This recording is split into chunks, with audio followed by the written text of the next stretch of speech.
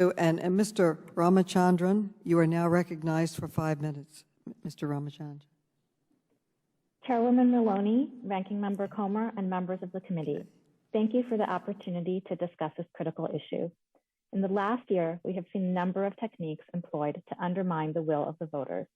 The flagrant violence of January 6th, the behind-the-scenes phone calls to state and local officials, an alleged secret memo advocating for a coup. None of these techniques succeeded in overturning the 2020 election, but willfully ignorant sham partisan reviews are serving up innuendo and baseless suspicion, ready for deployment by super spreaders of lies. The impact of these lies is twofold: attacks on election officials and their families now, and the fostering of systematic efforts at election sabotage in the future. I hope to make 3 points in my testimony. First, after more than 9 months and millions of dollars spent, the sham partisan review in Arizona has given us the same insinuations that purveyors of voter fraud myths have been pushing and that real election experts have been debunking for years. And it's no surprise, the contractors that the Arizona Senate chose to conduct this charade were biased from the start. Second, we cannot dismiss these foolish exploits out of hand because they are spreading and providing seed material that prominent actors leverage in their disinformation campaigns to keep the big lie alive. Third, all of society must do its part to protect our democracy.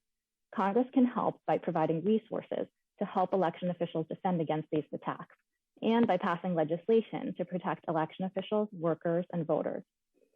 The Arizona Senate's partisan review was conceived and executed by people who were the subject of pressure from former President Trump and his supporters to propagate fraud claims.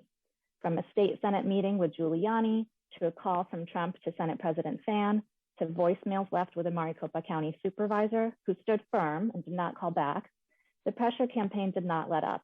It is in this context that instead of choosing objective, transparent, and competent contractors, the Senate chose cyber ninjas.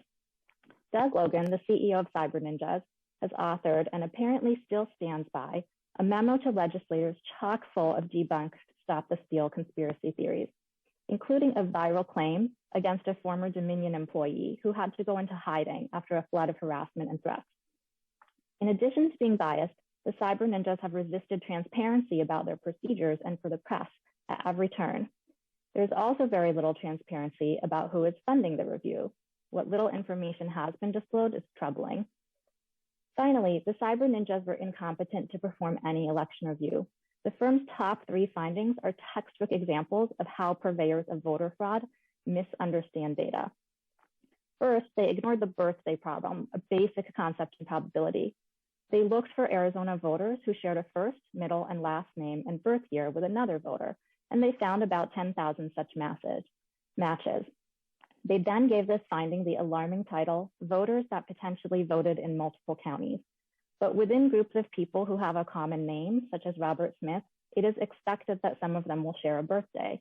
And it is even more common for people to share a birth year, which is all the Cyber Ninjas found. In another example of their willingness to cast aspersions on their fellow citizens, they labeled one finding critical, supposedly impacting over 23,000 ballots. This is the number of people who Cyber Ninjas found through matching voter check-in files to a commercial address verification list. But temporary moves do not change a voter's eligibility to vote from their permanent residence. This isn't an obscure election law fact. It appeared in mainstream news stories before November, since many voters had questions about this during the pandemic. And Cyber Ninjas is not the only biased contractor that was chosen. Shiva Ayudurai was contracted to look at ballot envelope images. He has a history of conflating ballot images and ballots to allege election fraud in his home state of Massachusetts. And he did this again with envelope images and ballots in Arizona. These errors and misleading innuendo would be sad if they weren't so dangerous. Most election officials do not have the staff and resources to run year-round fact-check operations. Congress should assist with these resources. Many of the provisions in the Freedom to Vote Act would also be helpful, such as one providing for voters to bring a lawsuit if their right to vote has been infringed in a federal election. This provision would provide a remedy in the worst-case scenario where an official gives in to pressure to overturn an outcome. Thank you for the opportunity to testify today. I look forward to answering your questions.